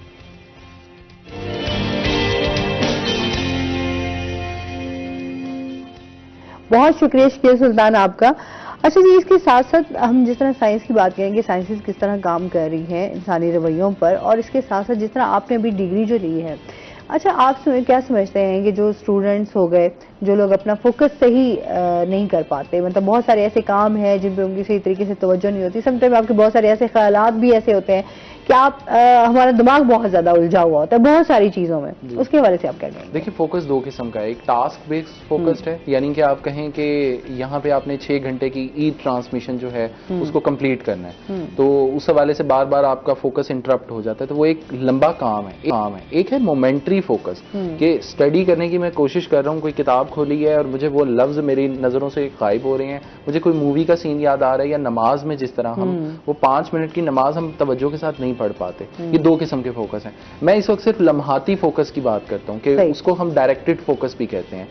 वो इस वजह से होता है कि देखें, जब आप दुनिया में कोई भी मशीन, इंसानों समेत और कंप्यूटर्स, वो मल्टीटास्क नहीं कर सकते, एक वक्त पे 2 काम इकट्ठे नहीं कर सकते। अब कंप्यूटर पे आपको लगता है कि वो सॉन्ग्स भी चला रहा है, यूट्यूब भी पीछे चल रही है, डाटा भी कॉपी कर रहा है, प्रोग्राम भी एग्जीक्यूट हो रहा है, मल्टीटास्किंग नहीं हो रही। कंप्यूटर बार बार उस प्रोग्राम में स्विच कर रहा है, बार बार, और वो इतनी तेजी से कर रहा है कि आपको उसमें फर्क नहीं पता चल रहा। इंसान भी अगर मल्टीटास्किंग की तरफ आते हैं उसकी एनर्जी ड्रेन होती है। लाइक गाड़ी चला रहा हूं मैं, उधर से मैं फोन पे किसी से बात भी कर रहा हूँ, नजरें मेरी सड़क के ऊपर हैं, इधर से साथ में उठा के पानी भी पीना शुरू कर देता हूँ, तो मल्टीटास्क ऐसा नहीं कर सकते।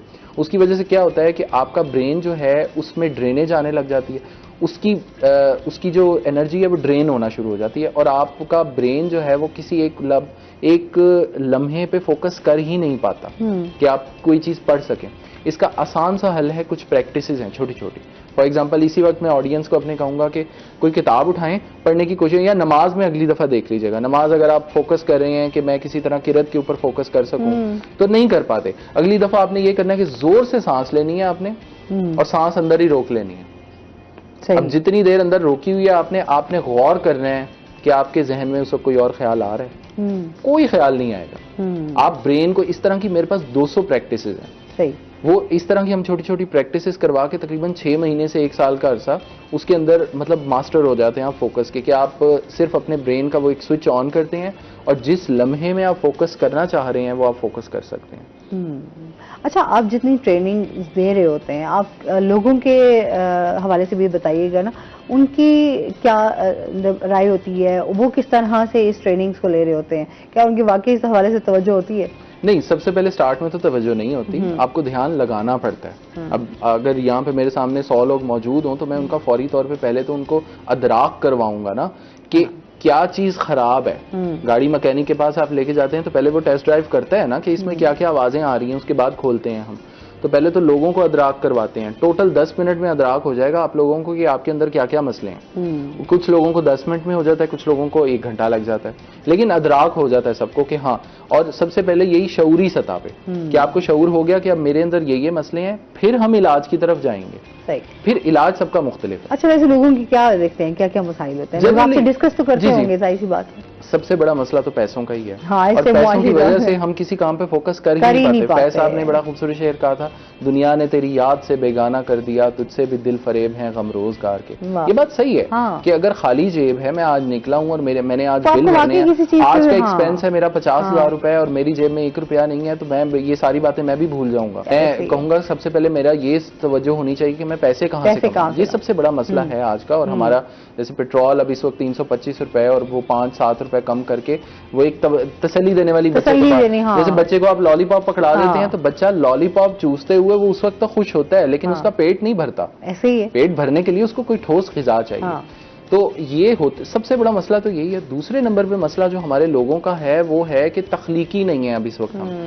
हम अहमद जावेद साहब, बहुत बड़ा नाम है पाकिस्तान का, वो कहते हैं कि हम ग्लोबल वर्ल्ड में विंडो शॉपिंग कर रहे हैं। विंडो शॉपिंग का मतलब है ना हम कोई चीज बनाने वाले हैं, ना हम उसमें तरमीम करने वाले हैं और ना हम बेचने वाले हैं। हम सिर्फ कंज्यूमर मार्केट हैं। बाहर से कोई चीज आ जाती है, ट्रेंड आ जाता है, हाँ, उसको ही बस उसके पीछे। हमारी एक एकेडमी है अमेरिका में, बिहेवियरल साइंसेस के हवाले से काम करती है। अक्सर फेसबुक पे ट्रेंड्स वो हम चलाते हैं लोगों का रवैये को परखने के लिए, और वो होते हैं बेवकूफ किस्म के रवैये। फॉर एग्जांपल एक ट्रेंड मैं कॉमन सा आपको दूंगा। मैं आपको एक बहुत मजेदार फैक्ट बताने जा रहा हूँ। अच्छा, यहीं से कंटिन्यू करेंगे। नाज़रीन, अभी हमने जाना है ब्रेक पे, हमारे साथ रहिएगा।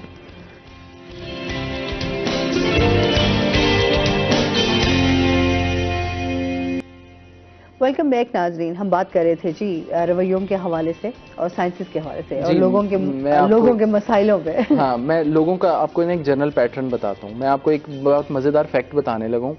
2026 में जो आपके दिन शुरू होंगे, आपका हर महीना जो यकम आएगी ना, वो पीर वाले दिन आएगी। अब ये कितना मजेदार एक फैक्ट है, ठीक है।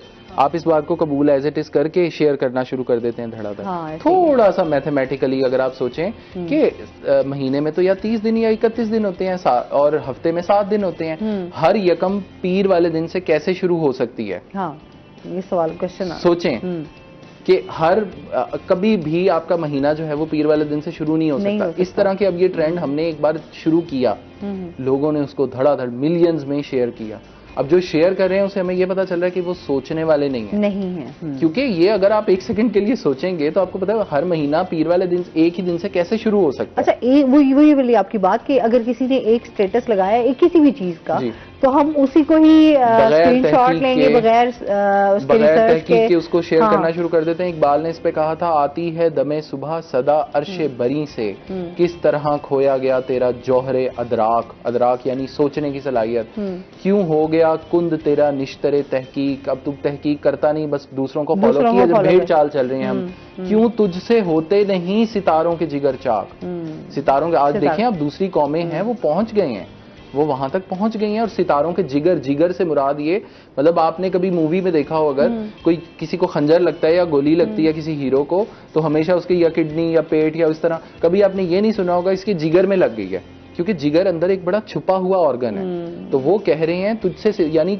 सितारों की जो कोर है, तूने उसको क्यों नहीं देखा जाके, और उससे पहले उन्होंने वही फरमा दिया, ढूंढने वाला सितारों की गुजरगाहों का। अच्छा, आप नहीं समझते जिस तरह हमारे यहाँ थोड़े से ये मसाइल भी तो हैं कि अगर कोई कुछ करना चाहता है या कुछ बनना चाहता है या इस मुल्क के लिए कुछ सर्व करना चाहता है तो उसको मौका ही नहीं दिया जाता, और अगर उसको मौका, उसको प्लेटफॉर्म वो नहीं मिलेगा, वो फैसिलिटीज नहीं मिलेंगी, तो वो क्या करेगा? हाँ, फिर वो ये देखिए माहौल का सिस्टम का एक बड़ा असर होता है। सिस्टम का बहुत ज्यादा असर है। ट्रेन पटरी पे चल रही है, वो उसकी मैक्सिमम पाकिस्तान में स्पीड जो है वो 120 किलोमीटर है। हम सुनते हैं जापान ने 700 किलोमीटर 600 किलोमीटर वो मैग्नेटिक लेविटेशन ट्रेन जो हैं उनका तजर्बा कर लिया। चाइना में चल रही है, अमेरिका अभी देखिए ना, जब हम कहते हैं हमारे हमसाया मुल्क IT में कहाँ चला गया, इंडिया में स्टार्ट हो गया, India bullet train next month launch कर रहा है। अब वो देखें कि अगर वही ट्रेन्स भी अगर हम उठा के यहाँ पे ले आए तो हमारे तो ट्रैक वो उसको वो नहीं करता ना, हमारे ट्रैक्स की जो हालत है सपोर्ट ही नहीं करता ना, क्योंकि अब हमारी ये ट्रेन, हमारा जो इंजन है उसमें कैपेसिटी है 160 से 180 किलोमीटर तक जाने की, लेकिन अगर वो 120 से थोड़ा ऊपर जाएगा पटरी उठ जाएगी, वो उखड़ जाती है, जो हादसा होते हैं। सिस्टम का बहुत ज्यादा असर है। वो जाहिर सी इकबाल ने इसके ऊपर कहा था, हुई ना जाग में पैदा बुलंद परवाजी, खराब कर गई शाही बच्चे को सोहबत जाग, जाग कहते हैं कव्वे को, तो वो कहते हैं खराब असर का ज्यादा, खराब सोहबत का ज्यादा असर होता है। लेकिन ये बात भी समझ लीजिएगा कि सिस्टम एक हद तक आगे आता है। सिस्टम फॉर एग्जांपल अब जहां पे बैठ के मैं काम कर रहा हूं, अगर मैं आज से मैंने 12 साल 15 साल पहले काम शुरू किया तो उस वक्त मैं सिस्टम को कहता हुआ यहां पे बैठ जाता तो मैं आज यहाँ पे ना होता। हाँ, अब ये है कि यहाँ से आगे बढ़ने में सिस्टम आड़े आता है, मैं एक्सपैंड करने में, मुझे जो यानी मेरी एक्सपर्टीज है उसको आगे फैलाने में या मुझे मजीद अर्न करने में, उसमें आता है, वाकई सिस्टम आगे आता है। गवर्नमेंट्स आगे आती हैं, गवर्नमेंट्स आपको सपोर्ट करती हैं, ऐसे प्रोग्राम्स लेकर आती हैं, पैसे खर्च करती हैं ऐसे। हमारी गवर्नमेंट्स का, हमारे सिस्टम का उस पर फोकस नहीं है। लेकिन सबसे पहले आपने ये बात निकाल लेनी है, आपने रास्ता निकालना है कुछ ना कुछ अपना करने के लिए। आवाज सुनी जाएगी आपकी तब जब आप भीड़ में से निकलेंगे। वो अदीम हाशमी ने कहा था, सदाएं एक सी यकसानियत में डूब जाती हैं, जरा सा मुख्तलिफ जिसने पुकारा याद रहता है। अब मेरी बात यहाँ पे बैठ के सुनी जा रही है ना, अगर मैं भीड़ में से शोर मचाऊंगा वहां से नहीं सुनी जाएगी, तो थोड़ा सा बाहर निकले, और फिर इस तरह के जब सब लोग इकट्ठे होके उनकी प्रायोरिटीज बनेगी, वहां से सिस्टम तब्दील होना शुरू होगा। वरना ऐसे तो सिस्टम हम अगले 50 साल भी कुछ भी नहीं कर पाएंगे। हाँ।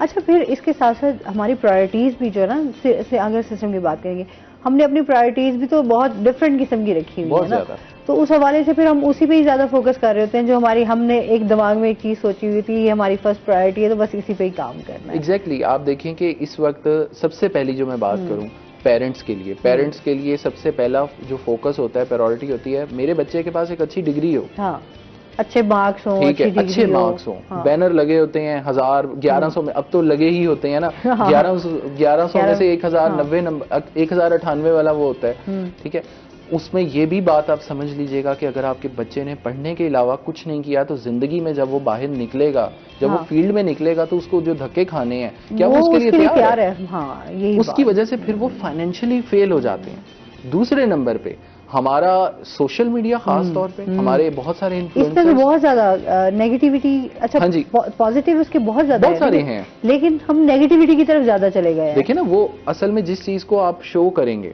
सेलिब्रिटीज हमारी हैं, और सीधी सी बात है, यहाँ पे जैसे मॉर्निंग शोज हमारे बाकी भी हैं, ठीक है, उसमें अब आप देख लें कि लेट्स से कि ईद स्पेशल्स होते हैं, कितने लोग होते हैं जो एजुकेशनिस्ट होते हैं, कितने लोग होते हैं फिलोसफर होते हैं, और कितने लोग होते हैं जो सिर्फ सेलिब्रिटीज होते हैं, जिनके टिकटॉक के ऊपर, इंस्टाग्राम पे इतने मिलियन फॉलोअर हैं, तो चलो उसको बुला लो। उनको जब दिखाया जाता है, अब हमारी आवाम के वही आइडियल्स बन जाते हैं। क्या हमारी आवाम का आइडियल इकबाल है, सर सैयद अहमद खान है, हमने तो लीडरशिप कहते हैं आप? हमारी कौन से आज हमारे जो लाइक पॉलिटिकल पार्टी है उस वो कायदे आज़म के असूलों पे चलते हैं? कायदे आज़म तो छोड़ देते थे, वो गांधी के साथ जब उनका आमना सामना होता था, एक दो चीजें हैं बस उसको पकड़ा हुआ है, सिर्फ कायदे आज़म की एक चीज पकड़ी हुई है हमने, वो जिन कायदे आज़म की तस्वीर से हम बहुत मोहब्बत करते हैं, वो हमें बस मिल जाए।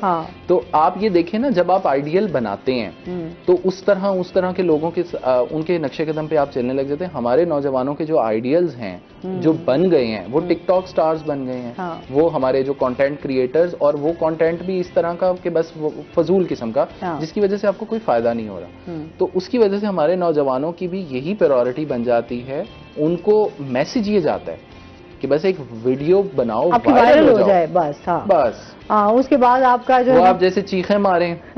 सही बात है। कोई आप ऐसा कोई अपना कलाम, तकिया कलाम जो है वो वायरल कर दे, किसी तरह कोई जुमला खराब तरीके से पढ़ दें कोई, यानी कि उसमें अब आप वही चीज देखें ना कि आपने क्या किया है, आपका उसकी वजह से कौम का क्या भला हुआ। उन लोगों को आप जो करना चाहते हैं, मैं उन लोगों के खिलाफ नहीं हूं। समझते हैं कि जो हमारे तालीमी इदारे हैं उन्होंने इस पे कितना काम किया है? मतलब चले घरों में तो हम माहौल की बात करें, सिस्टम की बात करें, हम जब आते हैं तालीमी इदारों की तरफ तो हमारे तालीमी इदारों ने भी तो कुछ ना किया ना। वो आप सेटिस्फाई हैं? बिल्कुल भी नहीं। ये इसके ऊपर तो इकबाल कहते हैं ना कि शिकायत है मुझे या रब खुदावंदाने मकतब से कि सबक दे रहे हैं शाहीन बच्चों को खाकबाजी का। हमें देखें ना, डिग्री सिस्टम जो हमारा है वो बेसिकली वही फोर्स्ड लेबर पैदा कर रहा है कि अगर आपके पास MBA की डिग्री है तो now you are qualified to do a job in the bank, और बैंक में आप वो टाई लगा के, कार्ड लगा के, और अब आप यहाँ पे खड़े होके ये फॉर्म फिल करवाने के लिए एलिजिबल हैं। ये सिखाया जाता है यूनिवर्सिटीज में। अब मैं आपके सामने एक क्लियर स्टैट पेश करता हूँ। ई रोजगार प्रोग्राम, उसकी ट्रेनिंग देता हूँ मैं। इस बैच में मेरे पास 380 स्टूडेंट आए हैं पूरे पंजाब से, जो कम से कम 16 साल डिग्री जिनकी कंप्लीट होती है, यानी मिनिमम मास्टर्स या MPhil इस तरह स्टूडेंट होते हैं। पंजाब IT बोर्ड जिनको इनरोल करता है। आसमा, एक चीज देखें क्लियर है, 16 साल जिस बच्चे ने यूनिवर्सिटी में पढ़ा है, क्या आपने 16 साल तालीम के दौरान, 4 साल यूनिवर्सिटी के दौरान आपने एक डॉक्यूमेंट नहीं लिखा होगा, एक पेपर नहीं बनाया होगा, एक प्रेजेंटेशन नहीं दी होगी?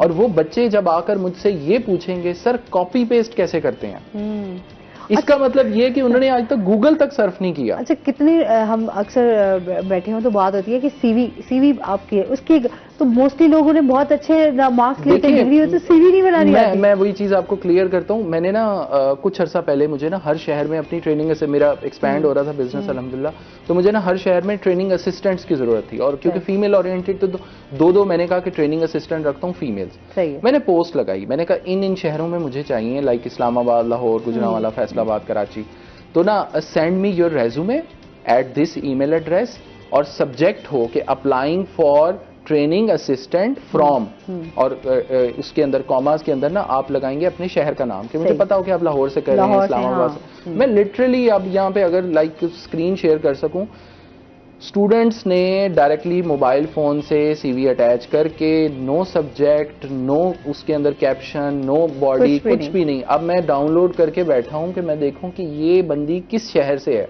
मैं कैसे उसको कॉल करूं। सही, वो पता ही नहीं है आपको तो। एग्जैक्टली। उसके बाद तो फिर वो रेज्यूमे बाद फिर ये पता चलता है भाई डिग्री किधर है, वो डिग्री एंड पे क्या किया हुआ है आपने, एक्सपीरियंस कहाँ है आपका, आपकी क्वालिफिकेशन क्या, वो कुछ कोई बनाने का तरीका चले, वो तरीका तो टेक्निकल चीजों में आ गया ना। मैंने क्लियर इंस्ट्रक्शन, एक जुमला है भाई, लिखे आपके applying for training assistant from this city, आपने वो तक नहीं लिखा तो फिर मैं कैसे आपको हायर कर लूं, फिर आप कैसे किसी भी और कंपनी में। अच्छा, ये बहुत सारे हमारे इस तरह के अभी मसाइल हैं जिन पे काम करने की हमारे तालीमी इदारों को बहुत ज़्यादा ज़रूरत है। टीचर्स के हवाले से भी बात करेंगे। नाज़रीन, अभी हमने जाना है ब्रेक पे, हमारे साथ रहिएगा।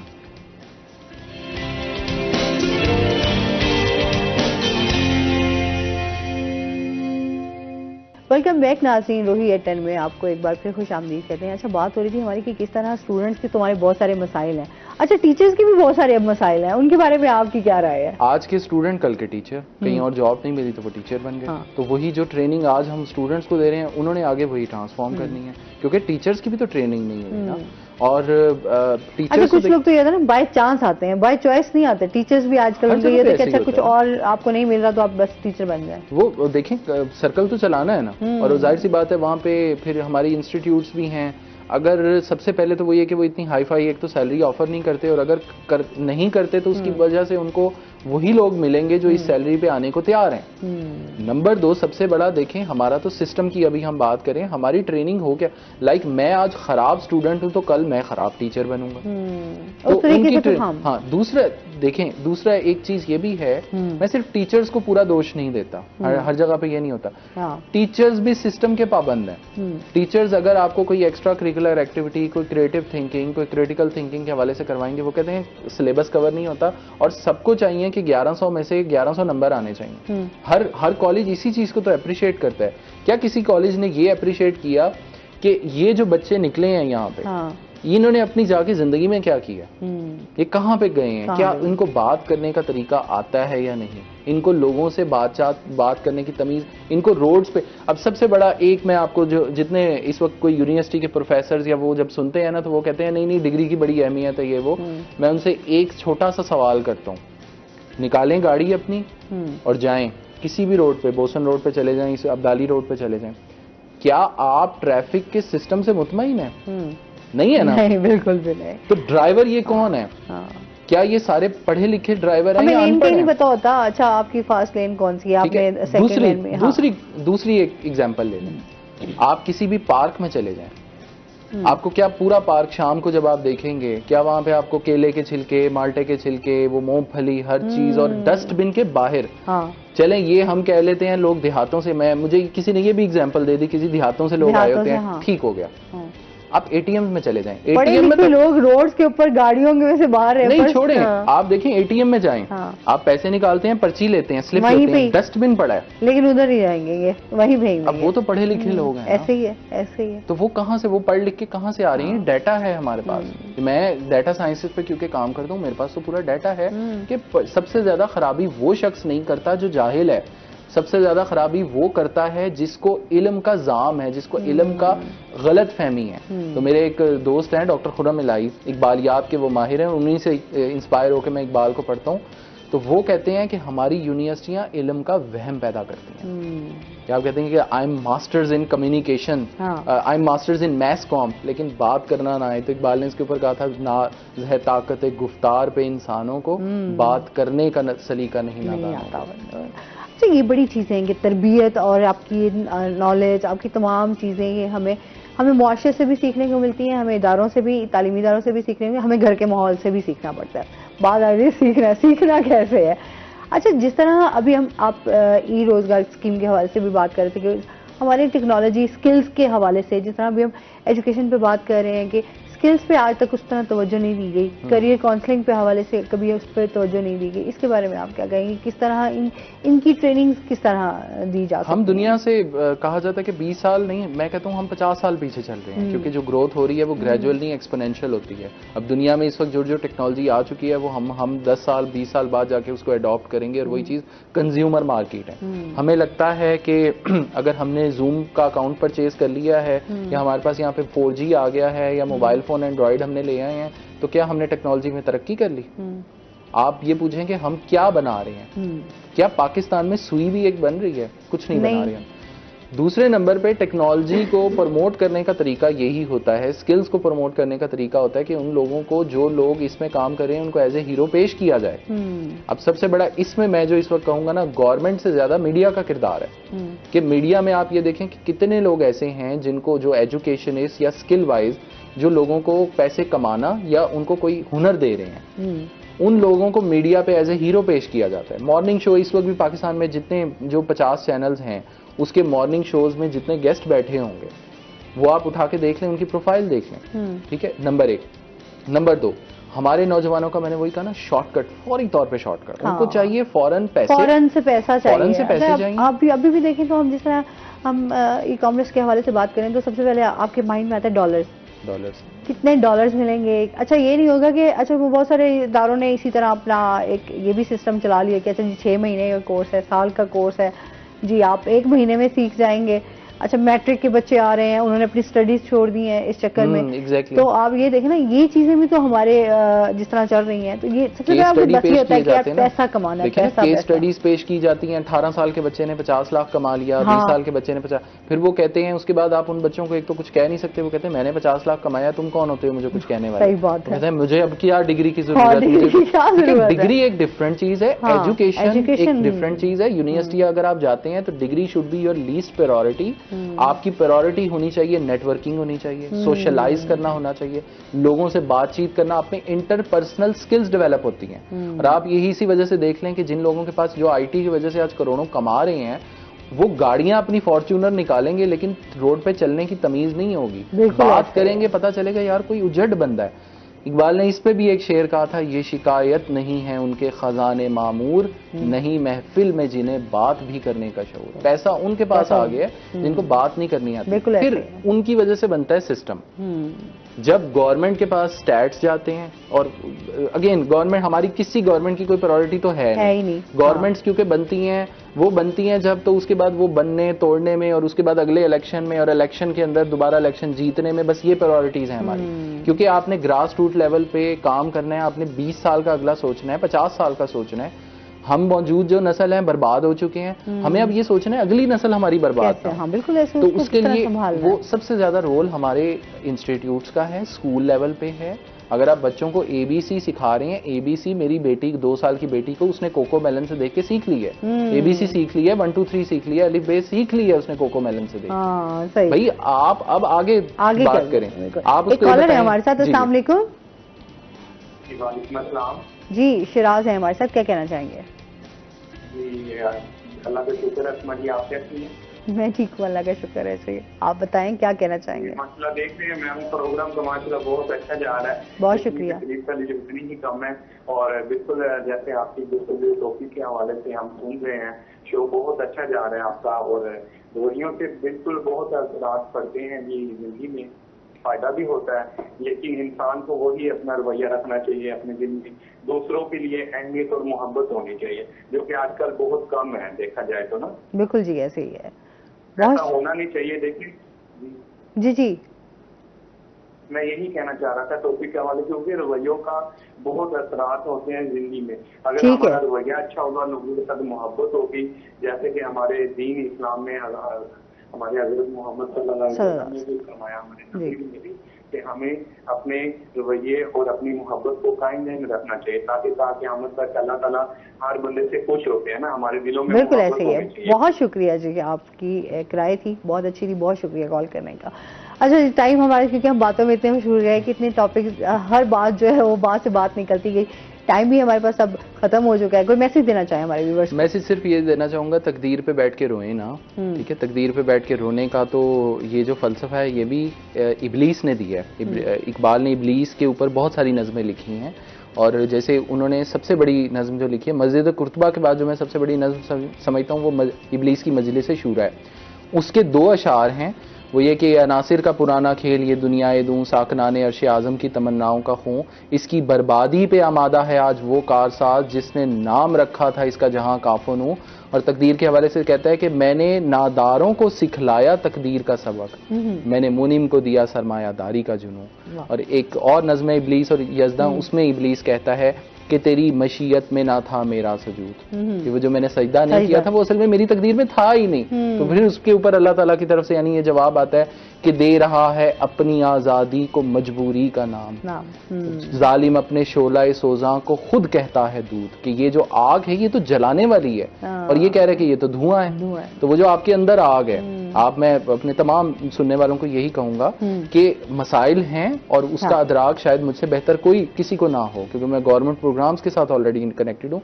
लेकिन जो कर सकते हैं, यहाँ पे बैठ के आपके हाथ पांव सलामत है ना अल्हम्दुलिल्लाह, इसमें आप ये देख लें कि आप क्या कर सकते हैं, अपने मसाइल में रहकर और करें, अपने मसाइल के साथ आप जो कर सकते हैं अपनी जिंदगी को बदल दें, अपनी दुनिया आप पैदा कर अगर जिंदों में है। बहुत शुक्रिया वकार आपका, और इसके साथ ही नाज़रीन आज का शो यहीं पे खत्म हुआ। अपना बहुत सारा ख्याल रखिएगा, दुआओं में याद रखिएगा। इंशाल्लाह जिंदगी ने साथ दिया तो सुबह आपसे फिर मुलाकात होगी। अल्लाह हाफ़िज़।